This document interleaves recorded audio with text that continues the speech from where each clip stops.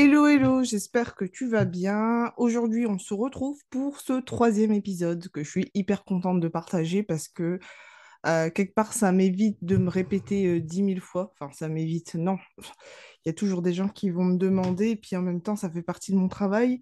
Mais j'aime bien aller droit au but et j'aime bien aussi qu'on comprenne aussi les subtilités parce que on me fait des remarques, oui, mais ça veut dire que si je suis projecteur, je peux pas travailler plus de 20 heures. Enfin, non, c'est pas vrai. En fait, encore une fois, c'est pas une vérité universelle. Mais on va se pencher dessus parce qu'aujourd'hui, c'est qu'est-ce que le HD et comment l'utiliser. Donc, je vais vraiment parler de l'essentiel. Je reviendrai dans d'autres épisodes comment on utilise le human design sur certains points, des questions auxquelles vous souhaitez que je réponde et que justement que je partage en podcast parce que c'est beaucoup plus complet comme format.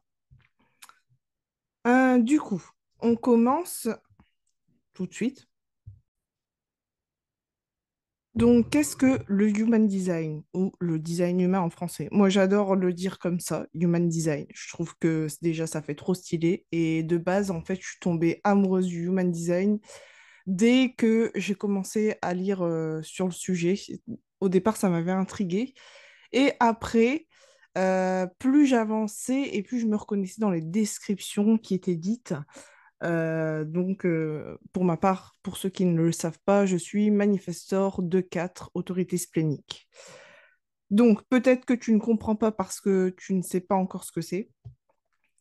Donc, en fait, c'est un système, c'est une pseudo-science qui synthétise plusieurs outils ancestraux.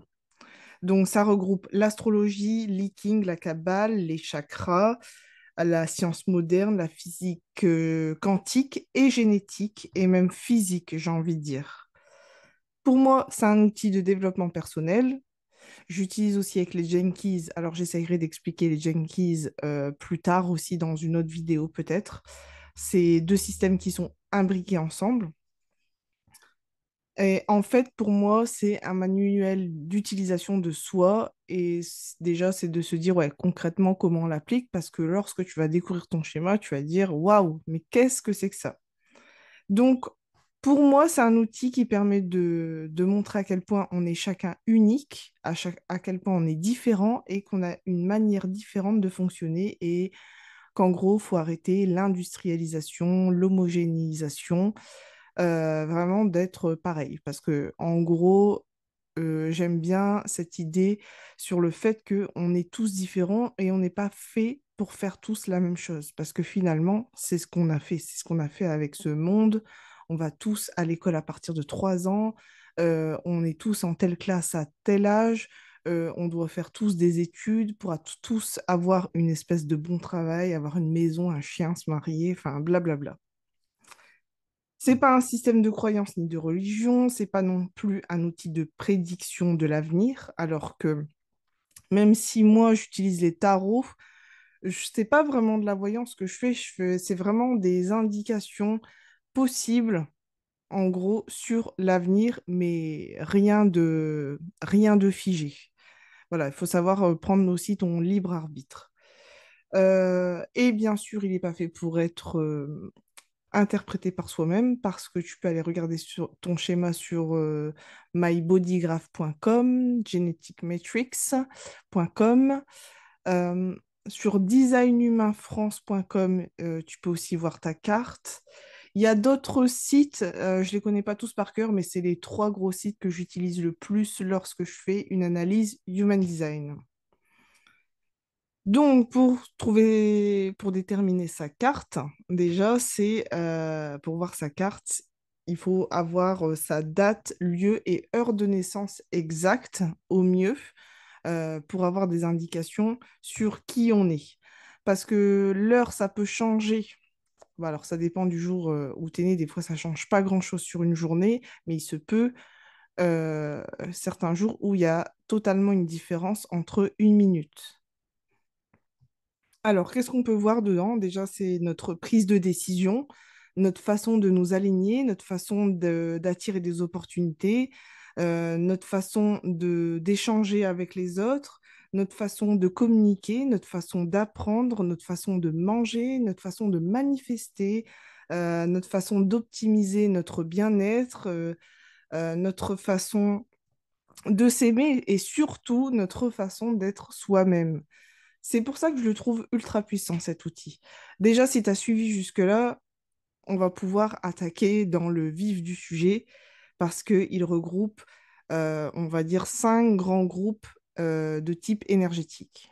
Alors, il faut imaginer que c'est juste la base pour t'aligner. Il faut savoir qu'un type énergétique va automatiquement s'allier avec une stratégie.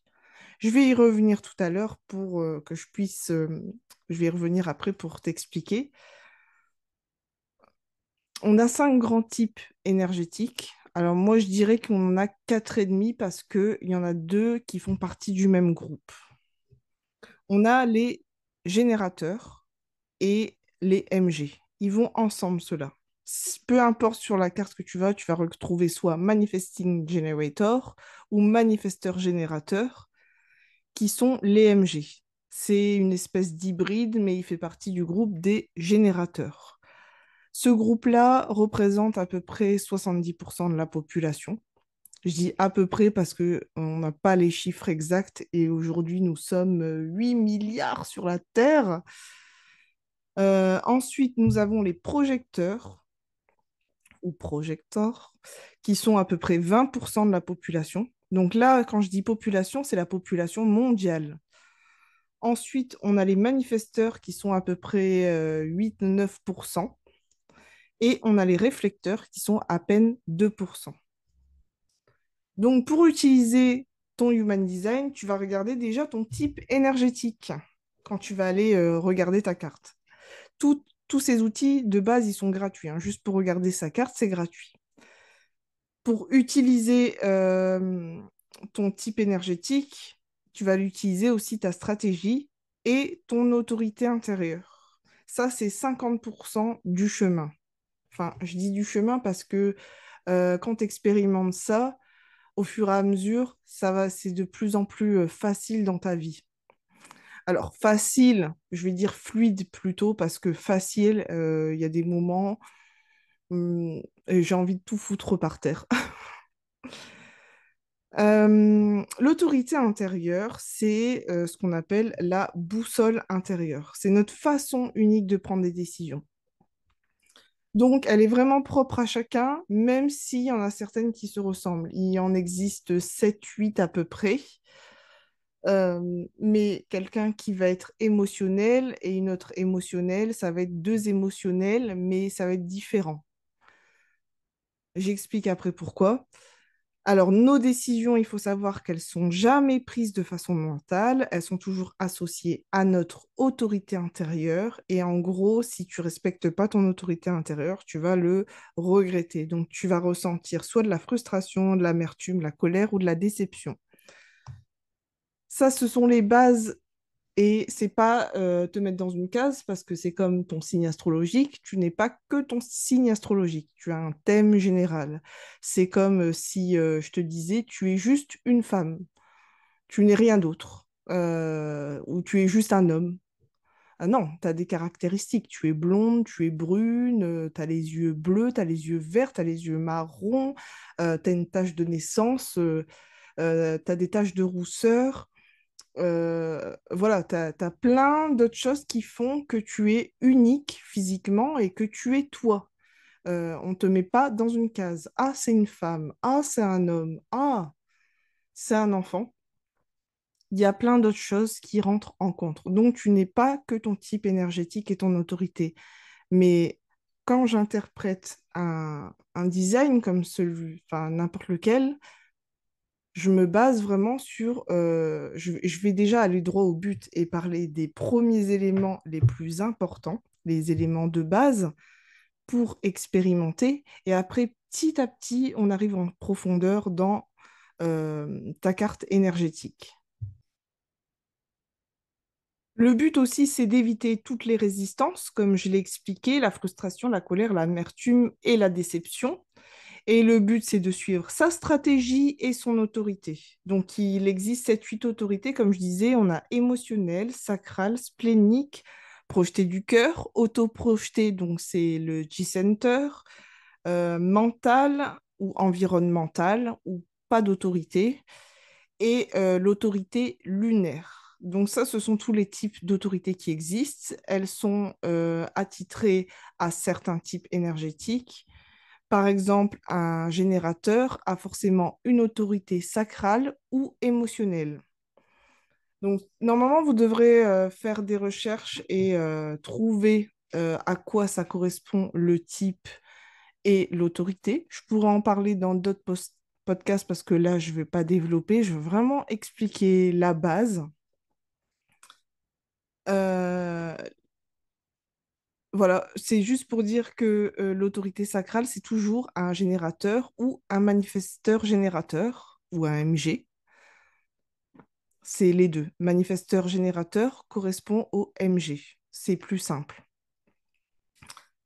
L'autorité sacrale ne convient pas du tout à un projecteur parce que les centres énergétiques correspondent aux formes que vous voyez sur le schéma. Donc, si vous allez faire le test, il y a des formes triangles, carrés, losanges, ce sont les centres énergétiques. Si tu veux, il y a un e-book gratuit que j'ai mis en place, donc tu peux aller voir dans ma bio. Ou sinon, j'ai tout mon contenu aussi sur Instagram et TikTok où tu peux voir un peu de quoi il s'agit.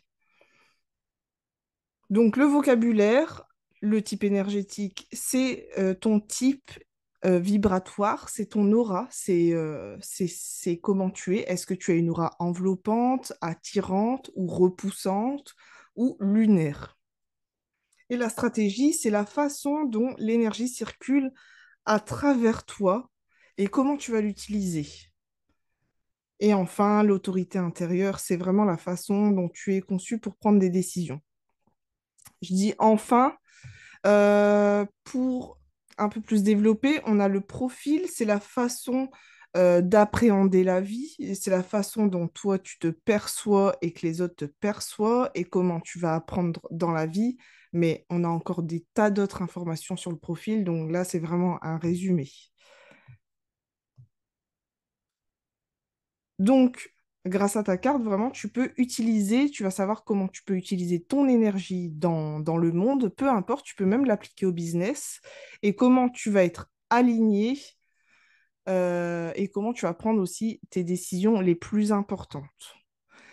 La stratégie, pour moi, c'est vraiment le moment où tu vas passer à l'action. Et l'autorité intérieure, c'est le moment où tu prends ta décision.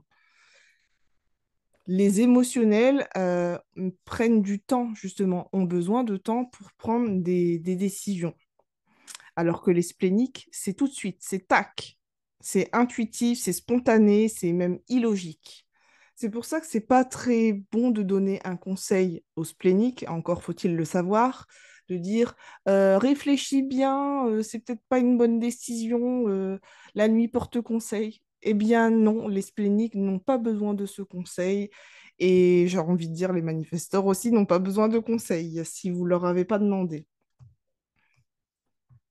Alors, je vais expliquer un peu ce qu'est les types énergétiques. On a le générateur qui a une aura ouverte enveloppante.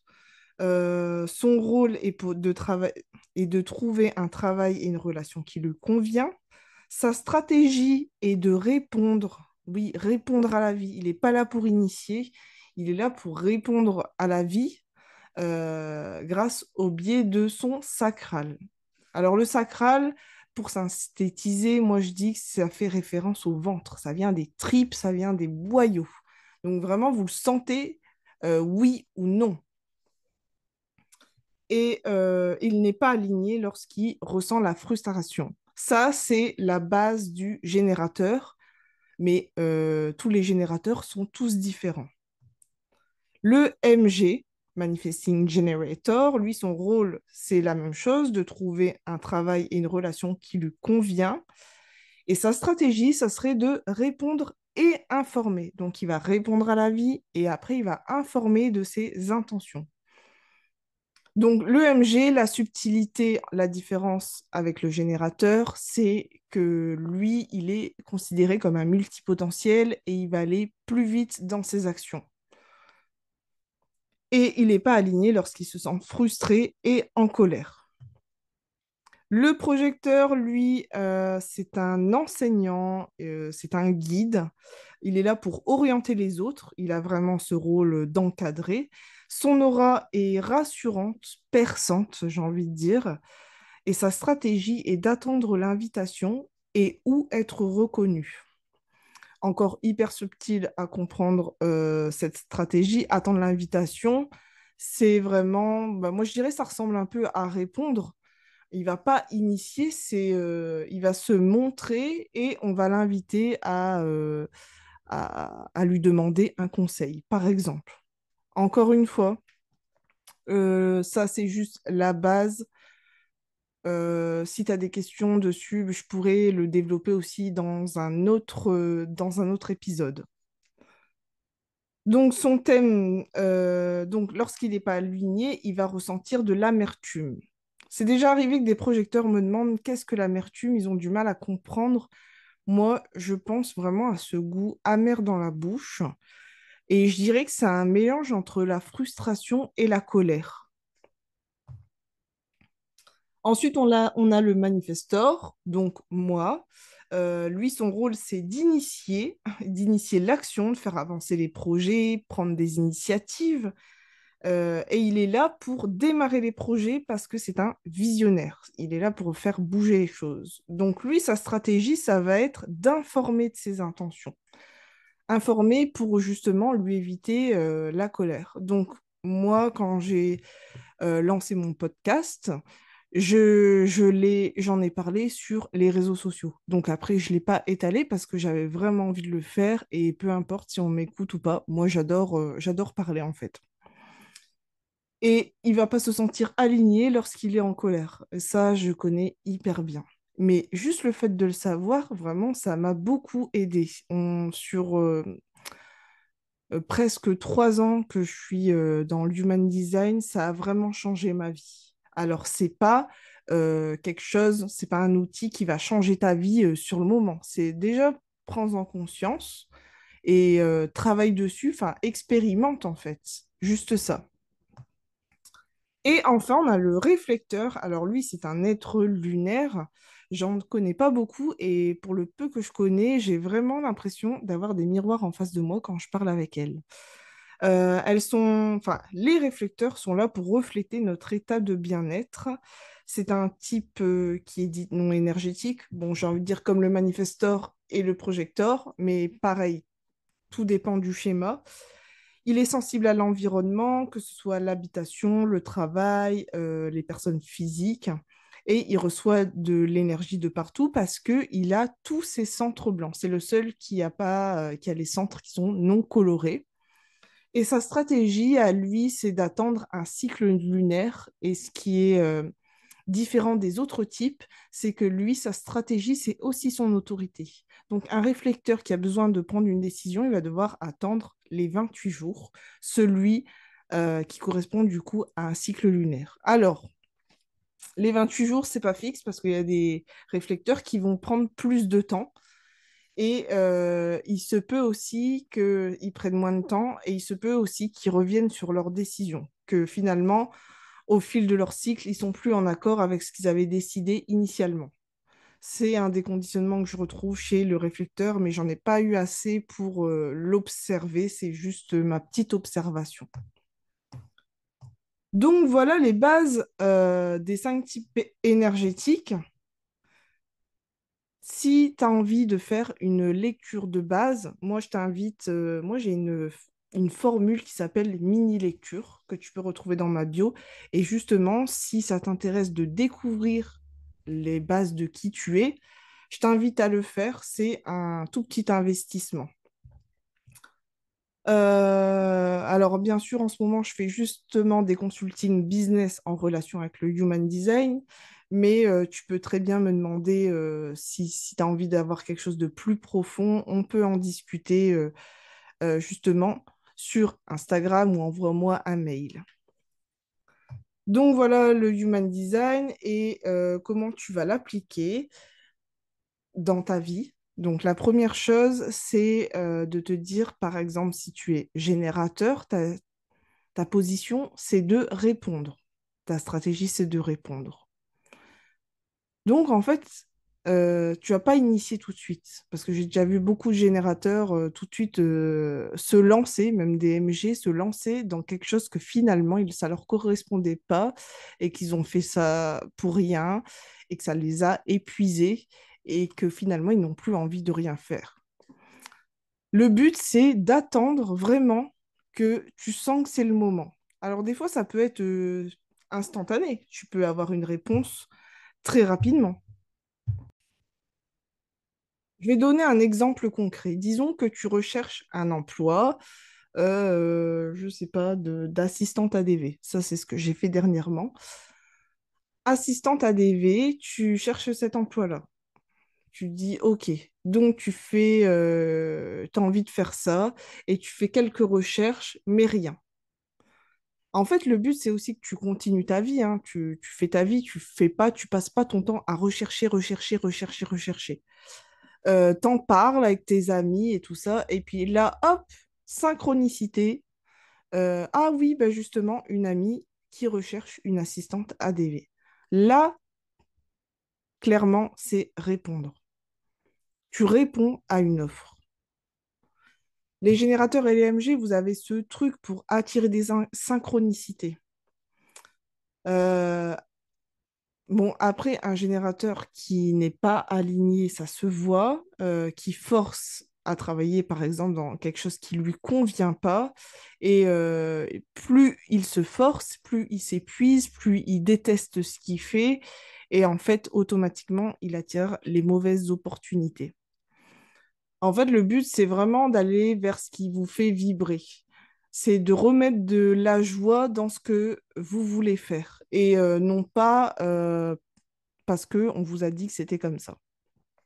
C'est vraiment à ça que sert le Human Design, c'est remettre à ta place, te libérer de croyances limitantes, de conditionnements collectifs et de faire ce que tu as envie. Et tu peux l'appliquer à tout. Je peux pas aller dans le détail parce que c'est vraiment une carte appropriée à chacun et interprétée différemment. Et aussi, ça dépend aussi comment tu le reçois. J'ai déjà expliqué des énergies chez une personne. Je lui dis, toi, t'as des dons pour vendre, tu as des dons de marketeur. La personne en face, elle m'a dit, mais non, pas du tout. Je ne sais rien vendre du tout. Et c'est OK, en fait, parce qu'elle n'en a pas conscience, ou du moins pas encore. Et peut-être elle n'en aura jamais conscience. Il n'y a pas une technique pour vendre. C'est vraiment propre à toi. Même si tu essayes de copier quelqu'un, ça ne marchera pas. Même si tu fais exactement la même chose, ça ne marchera pas parce que justement, ça n'est pas toi. Est-ce que... Non, en fait, je vais plutôt le dire comme ça. C'est trois choses. Enfin, je vais déjà penser.